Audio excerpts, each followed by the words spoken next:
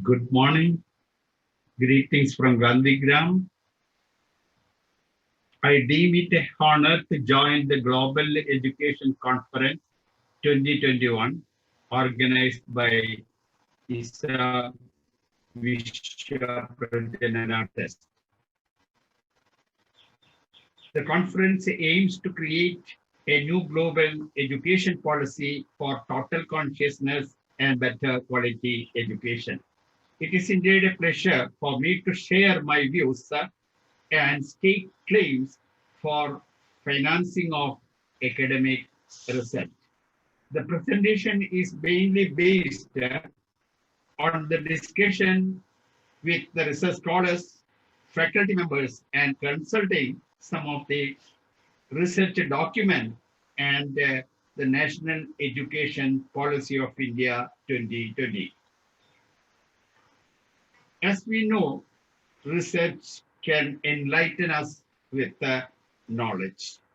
Research can bring scientific and meaningful contribution even to overcome crisis and bring resilience to the society and its people. Research gives hope, harmony, and happiness through reconciliation of human beings, reconstruction of the society, and sustainable global development. Research is an endeavor to discover, develop, and verify knowledge. It is an intellectual exercise and problem-solving process. It's a process and voyage of discovery. It is the application of scientific method to solve the problems in society. Research is a significant component of education, especially the higher education. And academic research is a systematic institution based upon investigation, and it is aligned to various academic disciplines. Academic research is normally carried out within a definite team framework and follows the norms, rules, regulations of the universities and colleges. Academic research caters to the award of degree, honors, patents, and it promotes scientific advancement of knowledge and practices. Also, it promotes publications and presentations for wider dissemination of knowledge among the scholars. I will say most of these policies, programs, and even the accreditation and recognition of the institutions are based upon the contributions of the academic research. Now, academic research also nurtures the development of human resources. This is very, very important. Not only the human resources, the talents and skills for future scientific investigation. It prepares the future scholars, scientists, teachers, and leaders. And it is a challenge and needs our prime attention. Financing academic research is an investment for the future. The developed world has given better attention for advancing academic research based in their higher education institution. As the academic research leads to development of new theories and principles, it can also afford to have new invention, new interpretation and explanation, and it can take up the extension, modification, and proof of theory and practices. The verification, validation of knowledge and its practices, and even collection of extensive empirical data can become the outcome of academic research in our higher education institutions. The developed world has given better attention for advancing academic research based in their higher education institutions. As such, I will say financing of academic research is an investment for the future. And it has a crucial role in the advancement of knowledge, quality of life, and development of the society. It can enhance the quality and standards of education. It ensures the qualified manpower for teaching and research. But a developing country like India, on the other hand, invests only 0.69% of its GDP toward research and innovations. Many other countries, they even go up to 4.2, South Korea, and even Israel, it has 4.3, and China 2.2%, and the USA, it is 2.8%. But the India is very weak in funding the academic research in colleges and in universities. And the colleges and universities in India mainly depend on the government grants for research and development activities. The central, the state governments allocates and distributes the funds for higher education institutions in India. Of course, the University Grants Commission and the various councils such as ICSSR, ICAR, ICHR, CSIR, AICTE are the major sources of funding agencies for academic research in India. Of course, there are both types of for research funds available from these funding agencies. Solicited funds on request for proposal from the governments and funding agencies. This is one. Another one is unsolicited proposals submitted by scholars and faculties, that is investigators against a general call or competition to secure projects and funds. This is mainly fostered by the funding agencies and, like IUS, DRDO, ICTA, DST, and even NCRT, they are all flagships for giving funds in India. But to promote the academic research institutions, research in institutions, and even at the individual level, we are forced to depend upon external funding agencies, both national and international. There is a definite need to catalyze the academic research at colleges and universities by reserving 20 to 30% of its monetary resources for research activities. Also, institutionalized mentoring mechanisms and monitoring system should be secured, involving experts and scientists of premier research institutions from all over the globe. Focusing on high quality research, the National Education Policy 2020 envisaged to establish a national research foundation. This is for fostering a strong research culture and building research capacity across higher education. And the overarching goal of NRF, that is the National Research Foundation, is to enable a culture of research to permeate through colleges and universities. Of course, the NRF will be governed by a rotating board of governors from the best researchers and innovators. And the NRF is going to be the main source of funding of research, primarily at the colleges and the universities. It is initiated with a R&D allocation, research and development allocation of almost 50,000 crores over 5 years for setting up the GRF of the NRF, that is National Research Foundation by Government of India. And NRF will encompass 4 broad areas: the science, the technology, social science, arts, and humanities. It is a welcome feature as NRF can enhance the strengthening of funding of social sciences, applied sciences, pedagogical sciences, humanistic, and spiritual sciences. It also gives much impetus the research in the culture and traditions of Indian society.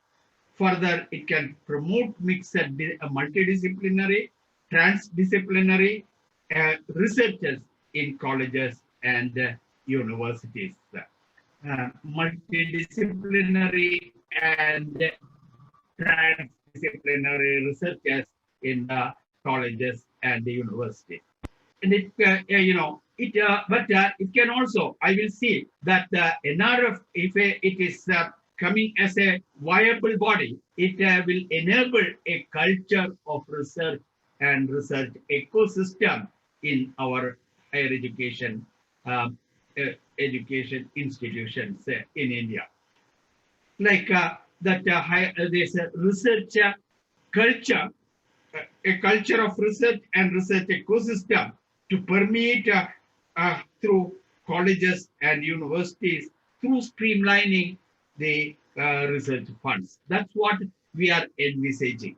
And it can bring up an operational model based on the principles to bring synergies between the stakeholders and research group. And also it can create a mechanism for monitoring and mid-correction, mid-course corrections through research audits, financial audits, and even institutional audits. This is important in the context of the funding for research in India, and strengthening of the linkages between the universities and the counterparts at the global level, not only at the national and global levels, can also can be achieved through this streamlining the financing of research in Indian institutions. The research ecosystem is very, very important. I have taken a model from Frischman. This is the research ecosystem we have to develop at the institutional level, and it should be synergized with the state and the national system of the national research system. Even it can be seen within the international or global ecosystem. Hopefully, it will have the 5 major capitals: the human capital, the governance capital, the physical capital, the intellectual capital, and the financial capital. These are considered to be the sustainable requirement for a research ecosystem in our universities. So, of course, to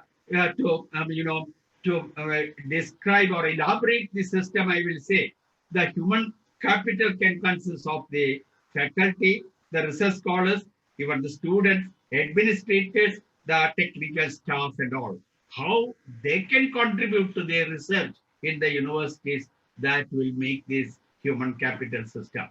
The governance system effort to the rules, regulations, norms, and policies. Even the policies and programs launched in the education systems will consist of this governance capital. And the physical capital includes the land, the facilities, the orchards, the equipments, and the information system. And some of the institutions like Gandhigram have a very good physical capital consisting of the land, the labs, the agriculture farms, and orchards. So this can be better utilized for their research ecosystem in these universities. And the intellectual capital is also important. That is the knowledge, the information system, and the ideas generated by the young scholars and promoted through their research activities. That is very, very important. And the intellectual activities capital can be fostered by the seminars, the conferences, the workshops, and even the invited lectures at the institutional level, and linked with a national and the international level also. Finally, to make this research ecosystem sustainable, the financial capital is very much important. That it needs research grants and funding, and the grants can come from the internal and as well as external resources, and it can both at the national and international funding agencies can come to the rescue to protect the research ecosystem in our educational institutions. And each of these resources becomes an integral part of the system. That's very important. How you coordinate the various capital, that will make the effectiveness of this research ecosystem. And uh, you know, further, there's a research ecosystem that it will become it will enable to develop a culture of research, and that culture of research, it's very important. It's it's a critical mass which has to be developed through the proper financial funding to the research project in the institution. It can bring up an operational model based on the principles of bringing synergies between the stakeholders and the research group, and create a mechanism for monitoring the researchers, as I mentioned earlier. And it also can strengthen the linkages between the universities and their counterparts at the global level.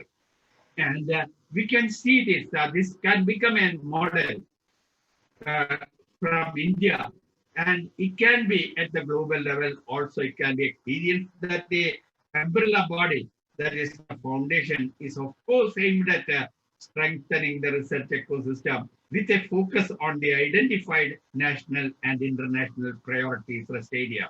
Currently, the funding agencies and higher education institutions remain fragmented in India. This can be properly coordinated to make the financing of academic research in institutions effective, transparent, and trustworthy. I will also say that it's a welcome feature. The government of India has gone to say that the expenditure on education will be increased to 6% of the total GDP, which is only around 4% right now. Both the state as well as the central government will have to work together for for the regulatory mechanisms for the on the expenditure of this of the GDP to various institutions. We have more than 800 universities and 45,000 affiliated colleges in India right now, and an academic, administrative, and financial autonomy to colleges uh, on the basis of accreditation status under a greater autonomy. I hope will bring up the quality and standards in academic research in this institution. Finally, I will say that international funding agencies are also welcome, and this can add to the national efforts for funding in the institutions. The World Health Organization, the Meteorological Organization, the Food and Agriculture Organization, the UNICEF, UNDP, UNESCO, and many other private agencies are good funding agencies for undertaking the academic research in India. To wind up, or even I will say to sum up, financing of academic research needs to be institution based. It is mandatory to make at least 30% of the institutional funds for fostering research in the higher education institution. A research culture and research ecosystem should be promoted at all colleges and universities with local, national, and international bodies for funding. And the financing of research should be adequate, transparent, and it should be trustworthy also. Research audit, financial audits, and the institutional audits should be streamlined to maintain the fiscal hygiene and protocol in allocating the research. And also, it can avoid the wastage and extravagance of research in in the institutions.